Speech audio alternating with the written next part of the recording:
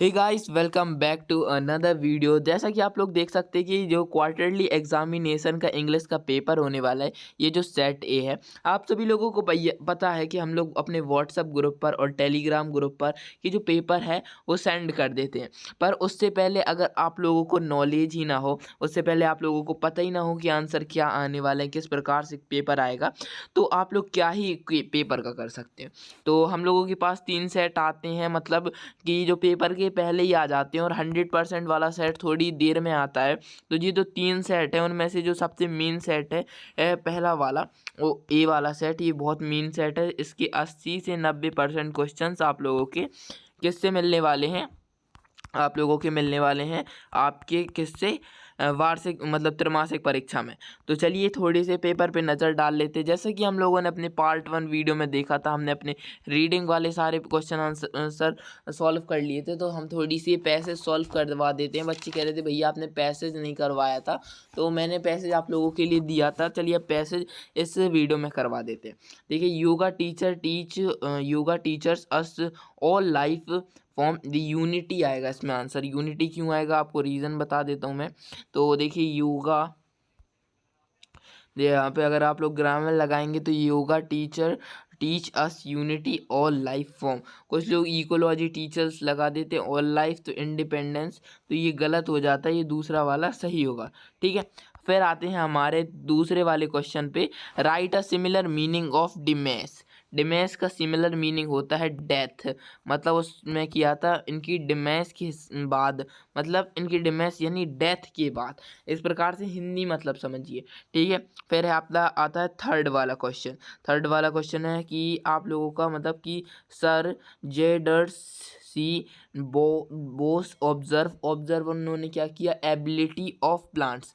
मतलब जगदीश सी बोस ने क्या, ability of plants. Jagdish Singh Bose he India के जो इकलौते साइंटिस्ट थे जिन्होंने बताया था कि पेड़ों में भी जान होती है। ठीक है, ये एक फैक्ट है, एक हिसाब से कह सकते हैं हम लोग को। फिर डी वाला आता है सवाल कि the spectrum of we include कौन सा इंक्लूड, किसे इंक्लूड कर रहा है, every living thing on earth. Living thing में प्लांट्स भी आते हैं। पहले प्लांट्स को लिविंग थिंग में नहीं माना जाता था, नॉन लिविंग थिंग्स में माना जाता था। ठीक है, फिर जगदीश सिंह बोस के बाद उन्हें लिविंग थिंग्स में मान लिया गया। फिर what is the antonym of arrogance. Arrogance का एंटोनियम क्या होगा, तो उसका होगा आप लोगों का ह्यूमैनिटी। ठीक है, ह्यूमैनिटी होगा इसका एंटोनियम। फिर आता है हम लोगों का which new path has been discovered by modern yoga. Modern yoga तो इसको होगा इकोलॉजी योगा। मॉडर्न योगा का इकोलॉजी नया पाथ है। फिर इकोलॉजी टीचर टीच मतलब अस इंडिपेंडेंस और लाइफ फॉर्म, ट्रू है या फॉल्स, तो ये जी ट्रू है, उन्होंने सही कहा है।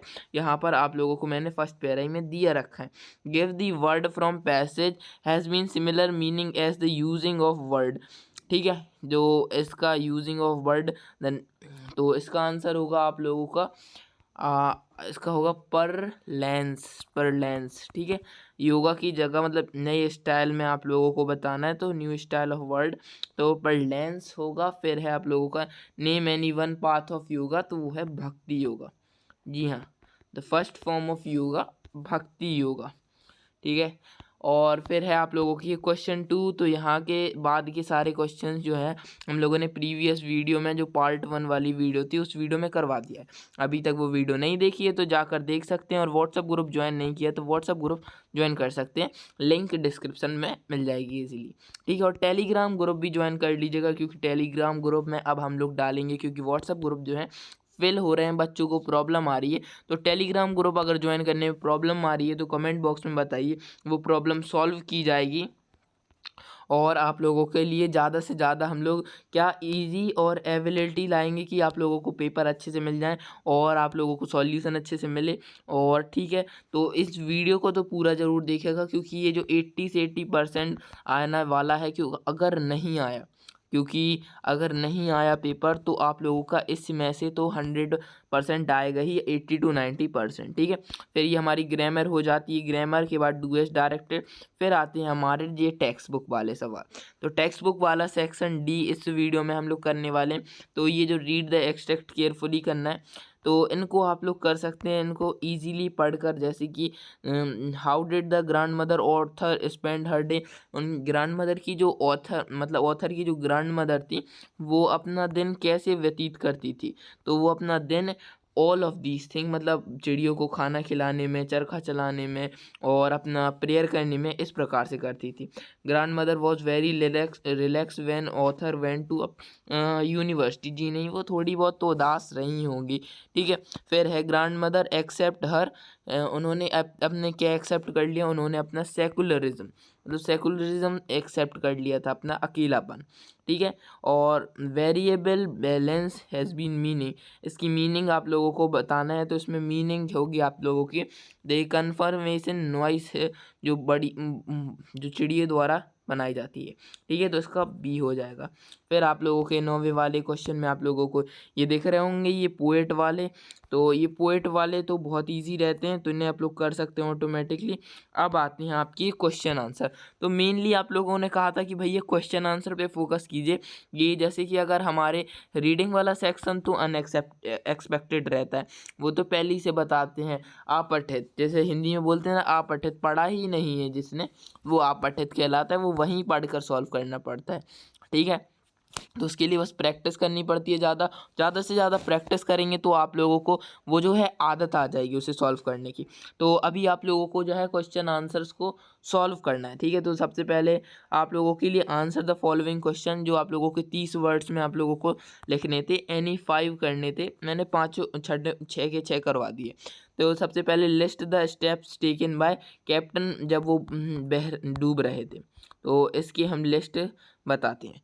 देखिए, Larry and Herb step pumping, मतलब start pumping out of the water, the captain scratch canvas and screw, मतलब उन्होंने पानी को देखा, waterproof hatch covered across the grape holes while the 2 hand pumps block an electric pump short circuit, he found another electric pump connected to an out pump and started. इतने step लिए उन्होंने जब वहाँ पर, मतलब कि समुद्र में एक हिसाब से बहुत ज़्यादा तूफान आया, हाँ, एक हिसाब से कह सकते हैं तूफान आया, तो उन्होंने ये स्टेप लिए।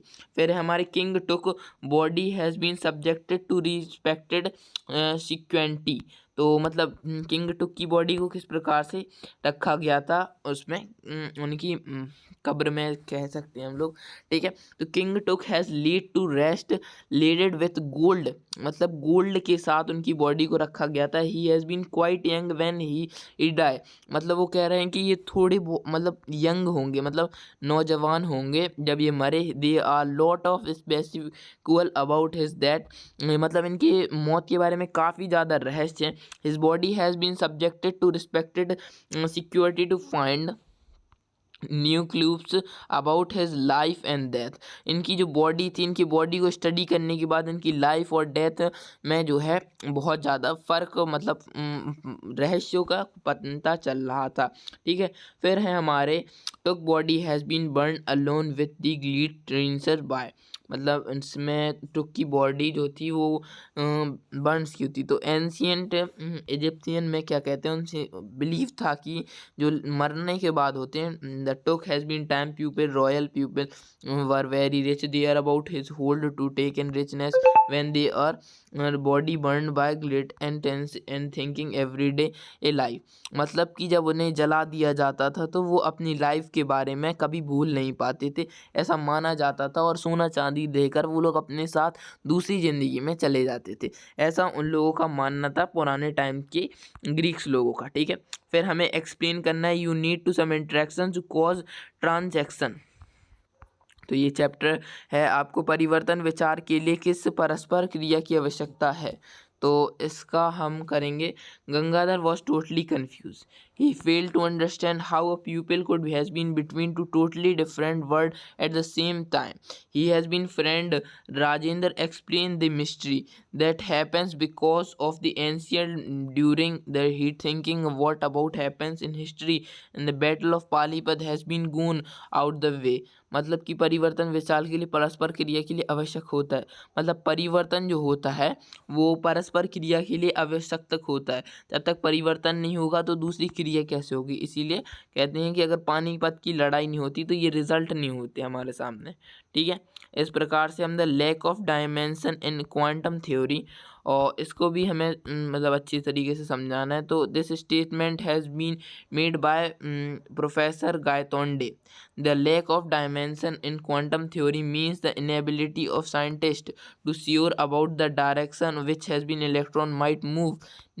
Keeping in mind it has said we consider truth may be different from other world। मतलब क्वांटम वर्ल्ड में जो है दुनिया से अलग ही रूल और रेगुलेशन चलते हैं, ये तो आप लोगों को पता ही होगा। ठीक है, फिर आता है हमारा, ये सारे के सारे सवाल हो जाते हैं। Who was professor Gaitonde? आप भी सोच रहे होंगे why he plan in Bombay, तो इसका आंसर आप लोगों को देता है। तो इसका आंसर ये रहा। अरे सॉरी, इसका आंसर शायद मैंने ऐड करना भूल गया। तो इसका आंसर हाँ हम लोग इसका आंसर नेक्स्ट वीडियो में कर लेंगे। फिर आते हैं हमारे 12वां क्वेश्चन के सवाल। तो हमने इसमें 2 सवाल ही किए हैं। ठीक है, तो 2 सवालों को देखते हैं। पहले वाले सवाल में कि वो 2 बंदे कौन थे, उस कैरेक्टर 2 कौन कैरेक्टर थे। तो इसमें हम देखते हैं आंसर। हाँ, the story in about 2 characters. 2 characters कौन कौन से थे? यह कहानी असीमित 2 लड़कों के अरमेंस एंड अरमान, तो इन दोनों लड़कों के बीच ही मतलब ये कहानी जो है पूरी घूमती है। ठीक है, फिर आप लोगों का क्या दूसरा सवाल क्या पूछा गया है आप लोगों से कि why did narrator story forgot his the address, मतलब नरेटर जो है वो अपना एड्रेस क्यों भूल जाता है। तो इसका आंसर आप लोगों के लिए ये रहा। रुकिएगा, इसका आंसर आप लोगों का इसमें शायद ऐड है। हाँ, तो ये रहा इसका आंसर। तो कहानी की लेखिका पता क्यों भूलना चाहती थी? तो इसका आंसर है mister Dorling keep the valuable thing that the girl narrator in her house until was over she was selfish woman. Her mother gave the address of mister Dorling a 46 ये एड्रेस रहा। She decided to meet her. The girl has afraid to visit this place. Block back has past memory. She think arrange the tasteless manager she could interest she could not connected to think would destroy, मतलब वहाँ पर उसकी जो पुरानी यादें थी उसके मन को झंझोड़ रही थी, इसलिए वो जो थी वो वहाँ उस एड्रेस को याद करना नहीं चाह रही थी।